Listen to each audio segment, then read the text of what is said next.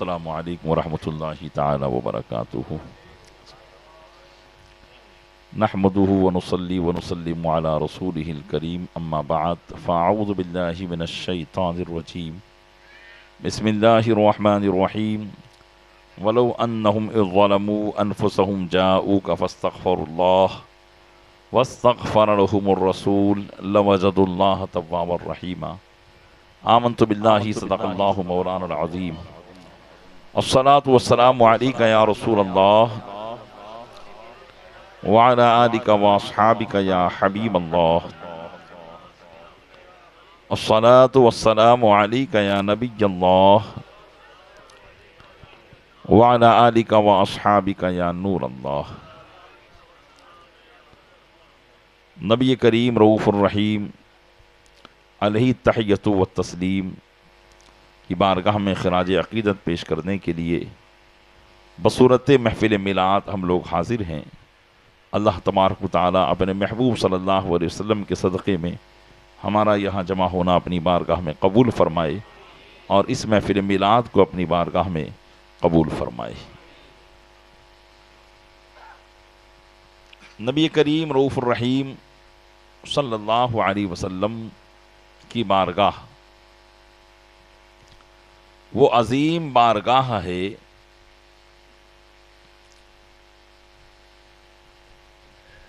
کہ اللہ تبارک و تعالی ارشاد فرماتا ہے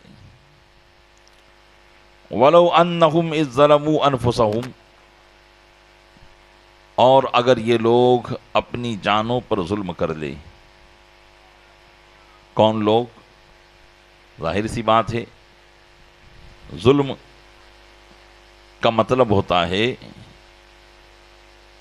کسی بھی چیز کو اس کی جگہ سے ہٹا کر دوسری جگہ رکھ دینا۔ جیسے مثال کے طور پر ٹوپی کا مقام ہے سر۔ ٹوپی کا مقام کیا ہے؟ سر۔ ٹوپی ہم سر پہ رکھتے ہیں۔ اب اگر کوئی ٹوپی کو پیر میں رکھے یہ ظلم ہے۔ اسی طریقے سے عبادت کے لائق خدا، اس کی عبادت کو چھوڑ کر کسی اور کو پوجنے لگ جائے یہ ظلم ہے۔ شریعت مطہرہ کی پابندی یہ ہر مسلمان پر ضروری ہے۔ اگر وہ شریعت مطہرہ کو چھوڑ دے تو یہ ہے ظلم۔ نماز پڑھنا اللہ کی عبادت ہے، اس کی اطاعت ہے، اس کی فرما برداری ہے۔ ہر مسلمان پر 5 وقتہ نماز فرض کر دی گئی، اس سے اسے چھٹکارا نہیں ہے۔ ہر مسلمان مرد و عورت، بالغ بالغہ پر، مکلف مکلفہ پر 5 وقتہ نماز فرض کر دی گئی۔ اب اگر وہ اس نماز کو ترک کرتا ہے تو یہ ہے ظلم۔ اسی طریقے سے آپ تفصیل لیتے جائیں جتنے بھی گناہ ہیں وہ سب کیا ہیں؟ ظلم ہے، وہ ہے ظلم۔ اور ظاہر سی بات ہے یہ سرزد ہوگی انسان سے، یہ گناہ سرزد ہوتے ہیں انسان سے۔ فرشتے معصومین ہیں، انسان میں انبیاء کرام بھی معصومین ہیں، اس لیے کہ اللہ تبارک و تعالیٰ نے فرشتوں کو گناہوں سے معصوم کر رکھا ہے، مطلب ان سے گناہ ہو ہی نہیں سکتا ہے۔ اسی طریقے سے انبیاء کرام علی نبینا وعلیہم الصلاۃ والسلام بھی بشر ہوتے ہیں، بظاہر شکل و صورت میں وہ بشر ہی ہوتے ہیں، لیکن نورانی بشر ہوتے ہیں۔ وہ ہماری طرح بشر نہیں، وہ نوری بشر ہیں۔ بتقاضے بشریت گناہ ان سے ہو سکتا تھا، لیکن اللہ تبارک و تعالیٰ نے ان کے لیے گناہوں کو امپاسبل کر دیا، محال کر دیا۔ اب گناہ ان سے نہیں ہو سکتا۔ تو نہ فرشتوں سے گناہ ہو، نہ انبیاء سے گناہ ہو، تو اب بچے کون؟ ہم جیسے گناہگار۔ گناہ ہم ہی سے سرزد ہوتے ہیں۔ اب اگر بندے سے گناہ ہو جائے تو گناہ کرنے کے بعد بعض قومیں ایسی گزری جنہوں نے گناہ کرنے کے بعد یہ تصور کر لیا کہ اب ہم چاہیں کتنی ہی توبہ کرے ہمارے گناہ معاف نہیں ہوں گے، اس لیے وہ گناہ پر جری ہو جاتے ہیں۔ پھر گناہ پر گناہ کرتے چلے جاتے ہیں، گناہ پر گناہ کرتے چلے جاتے ہیں، گناہ پر گناہ کرتے چلے جاتے ہیں۔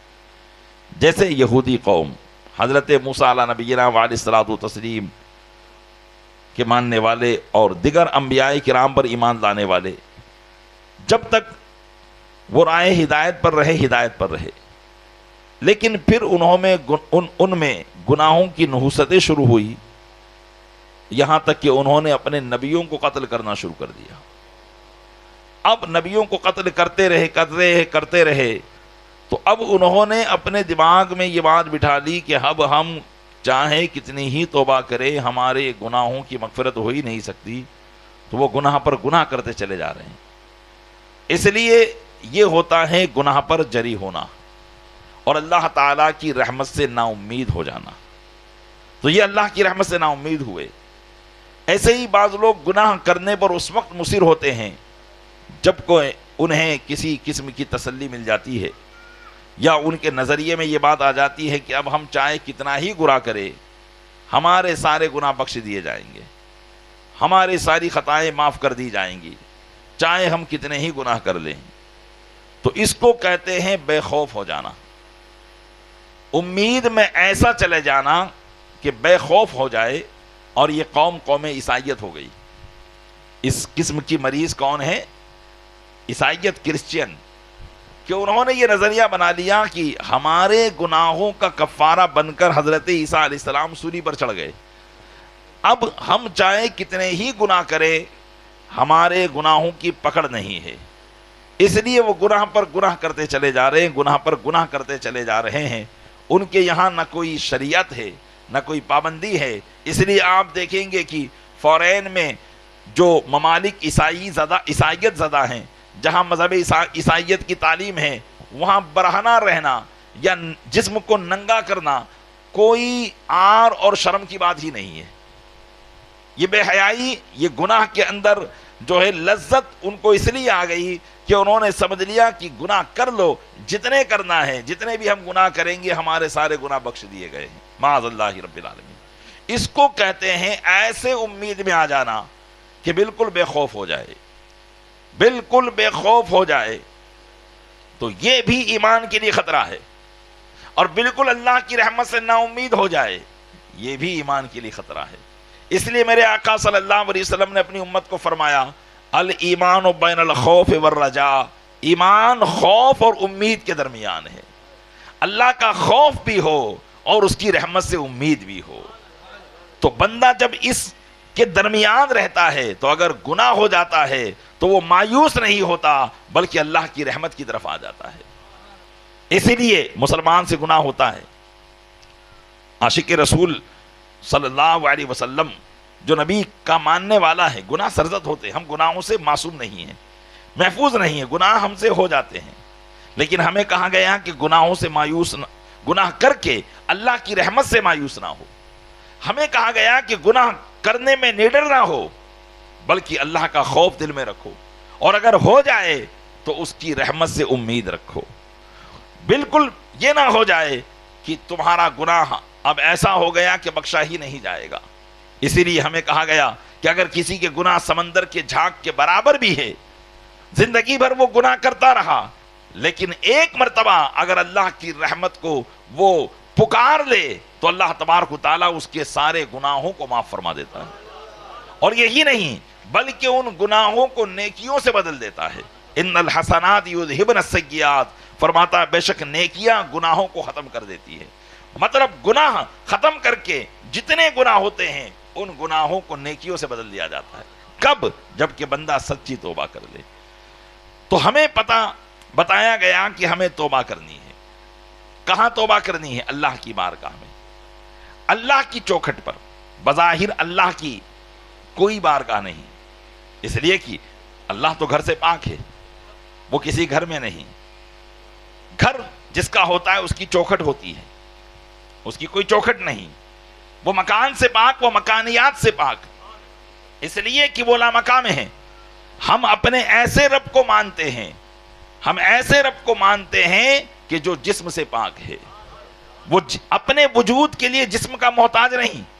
ہم اپنے وجود کے لیے جسم کے محتاج ہیں، ہمارا جسم اگر گل جائے تو ہم بھی ختم ہو جائیں گے، لیکن وہ رب ایسی ذات ہے کہ جو جسم سے پاک ہے، وہ جسم کا محتاج نہیں، اسی لیے خدا اسی کو منانا چاہیے کہ جو کسی چیز کا محتاج نہ ہو، اس لیے کہ جو اپنے وجود میں جسم کا محتاج، تو اگر جسم ہو تو پھر اس جسم کے لیے جگہ چاہیے، اس لیے کہ اس جسم کو رکھو گے کہاں، وہ جسم رہے گا کہاں، تو پتا چلا کہ پھر اگر جسم ہے تو وہ جو ہے وہ پھر جگہ کا محتاج ہے۔ اب اگر جسم ہے تو جسم کے لوازمات ہے، جسم کو باقی رکھنا ہے تو اس کے لیے کھانا چاہیے، پانی چاہیے، ہوا چاہیے، جو ہے آگ چاہیے، یہ ساری چیزوں کی محتاجیاں اس کے لیے ہوتی چلی جائے گی۔ تو جو اپنے وجود کے لیے اتنی چیزوں کا محتاج ہو وہ خدا کیسے ہو سکتا ہے؟ اس لیے ہمارا جو خدا ہے وہ جسم و جسمانیات سے پاک ہے، ہر چیز اس کی محتاج ہے اور وہ کسی کا محتاج نہیں ہے۔ تو وہ گھر سے پاک، در سے پاک، کیونکہ گھر جس کا ہوگا اسی کا در ہوگا، اب وہ در سے بھی پاک ہے۔ لیکن اب اے مولا، جتنے بھی معبودان باطلہ کے پجاری ہیں، جتنے بھی اس کی عبادت کرنے والے ہیں جو معبودان باطلہ کو پوجتے ہیں، وہ تو اپنے خدا کو تلاش کرنے کے لیے کوئی حرم میں جا رہا ہے، کوئی دیر میں جا رہا ہے، کوئی مندر میں جا رہا ہے، وہ تو کسی نہ کسی کا تصور کر ہی لیتے ہیں اور یہ سوچتے ہیں کہ ہم اپنے خدا کے گھر آ گئے، ہم کہاں جائیں جہاں ہمیں تسلی ملے، گناہ ہو جائے اور ہم گناہوں سے گھبرا رہے ہوں اور اب گناہوں سے توبہ کرنا چاہتے ہیں تو ہم کہاں جائیں؟ تو اللہ نے فرمایا وَلَوْ أَنَّهُمْ إِذْ ظَلَمُوا أَنفُسَهُمْ، اے محبوب اگر یہ آپ کی امت اپنی جانوں پر ظلم کر لیں، مطلب گناہ کر لیں، تو کہاں جائیں؟ جاؤکا، آپ کی بارگاہ میں آ جائیں، آپ کی بارگاہ میں آ جائیں، وَاسْتَغْفَرُ اللَّهِ، اور آپ کی بارگاہ میں آ کر کیا کریں؟ اللہ سے معافی مانگے، اللہ سے اپنے گناہوں کی توبہ کرے، وَاسْتَغْفَرَ لَهُمُ الرَّسُولُ، اور رسول ان کے لیے اللہ کی بارگاہ میں سفارش کر دے، اللہ کی بارگاہ میں مغفرت کی دعا کر دیں، لَوَجَدُ اللَّهَ تَوَّابًا رَحِيمًا، تو وہ ضرور اللہ کو بخشنے والا مہربان پائیں گے۔ تو پتہ چلا کہ رب کا در وہ در مصطفیٰ صلی اللہ علیہ وسلم ہے۔ اسی کو اعلیٰ حضرت نے یوں فرمایا، ابھی آپ نے کلام سنا تھا کہ بخدا، خدا کا یہی ہے در، بخدا، یہ بخدا یہ پہلی قسم ہے، ہم نہیں کہتے ہیں واللہ باللہ یا بخدا، ایسا کام نہیں ہوگا، قسم کھا کر کہا جا رہا ہے بخدا، خدا کا یہی ہے در، نہیں اور کوئی مفر مقر۔ یہ وہ در ہے کہ اس در سے اگر کوئی بھاگے گا تو پھر وہ کہیں کا نہیں رہے گا، وہ جو اس در کا ہوا خلق خدا اس کی ہوئی، اور جو اس در سے پھرا اللہ ہی سے وہ پھر گیا، اس لیے کہ جو اس در کا ہے وہی خدا کا ہے، اور جو اس در سے پھر گیا وہ سمجھیے کہ اللہ کی بارگاہ سے بھی مردود ہے۔ ابلیس حضرت آدم علیہ نبینا علیہ الصلوۃ والتسلیم کے آگے سجدہ کرنے سے مکر گیا، اور سجدہ کیوں کیا گیا تھا حضرت آدم کو؟ کیونکہ ان کی پیشانی میں نور محمد جگمگا رہا تھا، اس سے سجدہ کرنے کا حکم دیا گیا تھا، وہ مکرا نور محمد کی تعظیم کرنے سے، اللہ تعالیٰ نے اسے اپنی بارگاہ سے بھی مردود کر دیا۔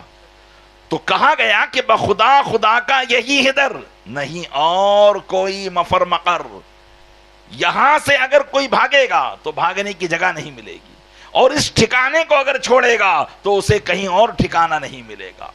بخدا، خدا کا یہی ہے در، نہیں اور کوئی مفر مقر، جو وہاں سے ہو یہیں آ کے ہو، اور جو یہاں نہیں تو وہاں نہیں۔ اللہ کے محبوب کی بارگاہ سے جو طے ہوگا وہی اللہ تبارک و تعالیٰ بھی فرمائے گا، کیونکہ اللہ تعالیٰ نے اپنے محبوب صلی اللہ علیہ وسلم کی بارگاہ کو اپنا در قرار دیا ہے، اور محبوب دو عالم صلی اللہ علیہ وسلم کی رضا میں اپنی رضا کو پوشیدہ کر دیا ہے۔ اسی کو کہا کہ خدا کی رضا چاہتے ہیں دو عالم، خدا چاہتا ہے رضا محمد۔ نبی کریم صلی اللہ علیہ وسلم کی خوشنودی اور رضا میں اللہ تبارک و تعالیٰ کی خوشنودی اور رضا ہے۔ لہذا پیارے اسلامی بھائیو، یقیناً اگر اللہ کو خوش کرنا ہے تو محبوب دو عالم صلی اللہ علیہ وسلم کی اطاعت کرنی ہوگی، ان کی فرما برداری کرنی ہوگی۔ قرآن کریم میں اللہ ارشاد فرماتا ہے قُلْ إِن كُنتُمْ تُحِبُّونَ اللَّهَ، اے محبوب آپ فرما دیں اگر تم اللہ سے محبت کرتے ہو، کیونکہ اللہ سے محبت کرنے والے دعوے دار سبھی ہیں، یہودی بھی کہتے ہیں ہم اللہ سے محبت کرتے ہیں، عیسائی بھی کہتے تھے ہم اللہ سے محبت کرتے ہیں۔ اللہ نے فرمایا کہ محبوب ان یہودی اور عیسائیوں کو کہو کہ اگر تم اللہ سے محبت کرتے ہو فَاتَّبِعُونِی، تو میری پیروی کرو. کس کی؟ میرے آقا علیہ السلام کی. فاتبعونی، میری پیروی کرو. یحببکم اللہ. تو پھر صرف یہی نہیں کہ تم اللہ سے محبت کرو گے، بلکہ اللہ تم سے محبت فرمائے گا. یحببکم اللہ ویغفر لکم ذنوبکم، اور تمہارے گناہوں کو بخش دے گا. تو پتہ چلا کہ محبوب دو عالم کی اطاعت میں اللہ کی اطاعت ہے. اسی کو قرآن کریم میں دوسری جگہ ارشاد فرمایا وَمَنْ يُطِعِ الرَّسُولَ فَقَدْ أَطَاعَ اللَّهَ. جس نے رسول کی اطاعت کر لی اس نے اللہ کی اطاعت کر لی. جس نے رسول کا کہا مان لیا اس نے اللہ کا کہا مان لیا. تو اللہ نے اپنی اطاعت کو اپنے محبوب صلی اللہ علیہ وسلم کی اطاعت میں رکھا ہے. اس در سے پھر کر آدمی کہیں کا نہیں ہو کے رہے گا. جسے دنیا اور آخرت میں مقام چاہیے یا اللہ کی پناہ چاہیے تو اس کی پناہ نبی کریم صلی اللہ علیہ وسلم ہی کا دربار ہے. تو بخدا خدا کا یہی ہے در، نہیں اور کوئی مفر مقر. جو وہاں سے ہو یہیں آ کے ہو، جو یہاں نہیں تو وہاں نہیں. اللہ تعالی ہمیں ہمیشہ اپنے محبوب صلی اللہ علیہ وسلم کے در کا بھکاری رکھے، ان کا مطیع و فرما بردار رکھے، ان سے محبت کرنے والی جماعت میں رکھے، اور ان کے صدقے میں اللہ تعالی ہمارے گناہوں کو معاف فرما کر محفل میلاد کی ہمیں برکتیں عطا فرمائے. آمین بجاہ النبی الامین صلی اللہ علیہ وسلم. کھڑے ہو کر صلی اللہ علیہ وسلم.